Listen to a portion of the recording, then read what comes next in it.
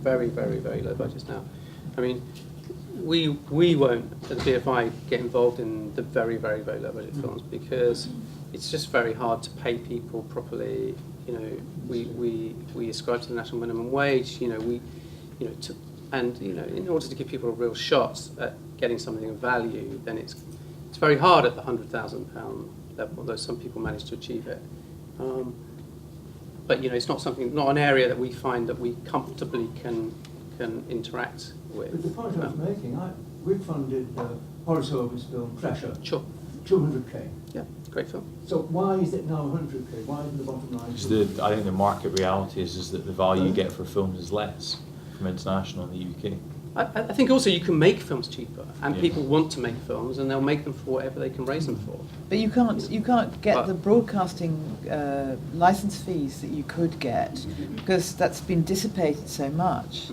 I think you can't get the same. I mean, we're getting lower license fees off Channel 4, for instance, now than we did 20 years ago. So, but that's because of the proliferation of channels, media. That basically we are now getting our product several years down the line. So, it used to be yeah, theatrical release and then onto the channel, but not now you've because got the quality DVD, SVOD. So, in terms of value to us, the value of the license fee has reduced simply because the product isn't worth as much to us anymore. Next question. Yes, sir. I just want to ask your thought regarding product placement and raising funds to product placement, whether it's worth it and how do we approach it? Does anyone have experience of product placement here? Limited experience through drama production. I think sadly it's not quite taken off in the way that people had hoped just yet. So it was anticipated to be a huge boom industry. Stuff has happened. I think Hollyoaks for Channel 4, we have a few deals there. So it's beginning to happen.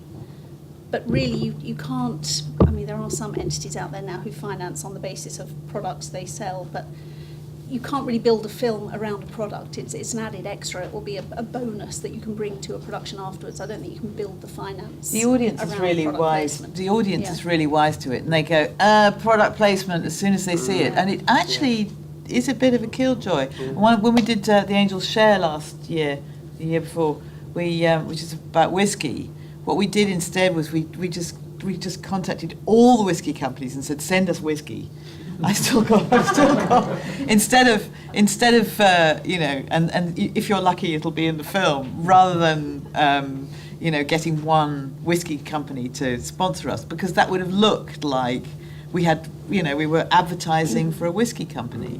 So actually what we did was we had an awful lot of whiskey. We were able to give everybody on the crew a bottle. It was great. The big blockbusters obviously do it, in James Bond, the watches. But everybody goes, Rolex, product placement, Sure. No, so they've got an established brand, a release date, and a number. The distributors will be able to, when they commission that film, they'll go, it's being released on December the 14th on 500 prints in the UK and 1,000 prints in America. When you make an independent film, if you go to your product plate, the brand, they go, so when's it being released? You're like, not quite sure. That's by nature making an independent film. You might have an idea when it's going to be finished, but it's difficult to give them that certain time.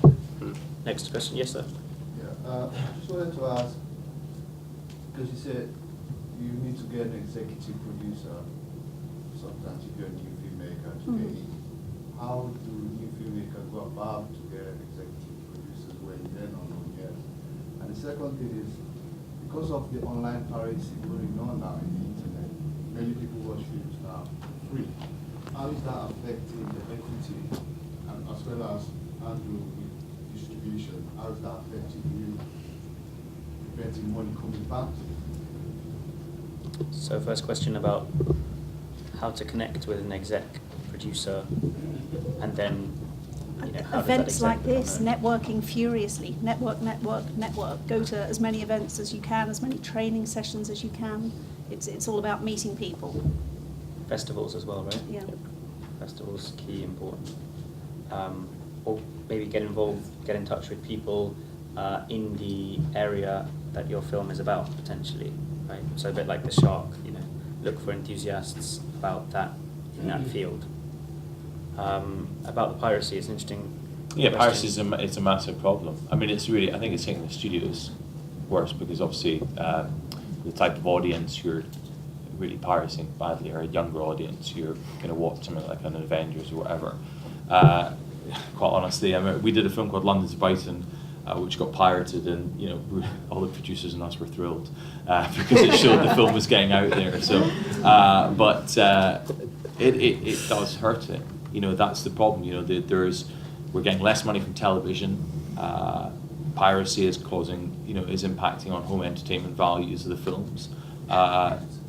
Theatrically, it's just very competitive. As I said, there's 500 films released in the UK, so you're getting the best studio product, you're getting the worst studio product, you're getting French films, German films, Asian films, and British films. There's a lot of competition, so all these are pushing the prices down on what we can get from internationally, and unfortunately, that is then putting the pressure on how much films can get made for.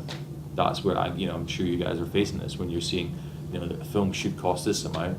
Unfortunately, what it should cost to make and what it needs to be made for in order to get it made are now unfortunately two different things. But piracy becomes less of an issue if films are available to the people who want to see them at the right price and at the right time. And I think that ultimately is the solution. I'm very delighted to have discovered that one of the films that I made, which did no business at all, has now had 3 million downloads in South America. Princesa. Oh yeah. Which is the weirdest little film. It's an actual princess. 3 million. And Wow. and if I had Is it just a illegal or quid, illegal? a pound for every Illegal. one of those films. Oh, illegal. Illegal then. I mean, the film cost about $1 million to make. Now, if if each of those people had paid a quid or 2 quid to see it, we would be in profit, Yeah. and I'd have been paid. Yes, there's a question about development. I asked targeting. Has anyone ever raised, it's relevant to the rest of the panel, anyone raised money for the development of a bigger project? So what we always say with crowdfunding projects is always, people come to us with kind of great ideas and need maybe 100K, but we always say every crowdfunding project, try and make it quite discreet. So if people come to us with an idea if they want to make a long feature film, we say if that's what you need to make, that's what you need to make. But if you're going through the process, so you need to kind of create some script development funding or some shorts in between that, or to take it to festivals, we said try and raise the money discreetly for those projects. So what we're seeing is typically film-related campaigns are going for about £3,000 to £4,000 because they are quite discreet. Is that a problem for the potential investors in terms of their contribution? It's not the actual film, but it's just the development part. So it depends who the investor is. So with us, it's the crowd. It is more the general crowd. So the person will come to us, sit with a community manager, and actually say, look, we're trying to just get it into a kind of competition before we can take it to an investor, take it to a film fund to get the money. So in that respect, going for £3,000 to £4,000 with an audience which is just very much passionate to support the person, the case, or the actual reward is not a problem. It's where they kind of what they do with it then, if you like, the journey from what they've achieved through crowdfunding to actually where they take it in terms of getting the funding to go slightly larger. And in terms of the rest of the panel, in terms of, is it worth having quite a developed package, as it were, with the name attached to whatever, and then when it comes to you, will it make any difference because you'll just kind of maybe tear it apart anyway and then start to go all over again? Well, it's interesting. I like to develop things quite a long way if I can before I present it to people. I've done a couple of developments just on spec recently.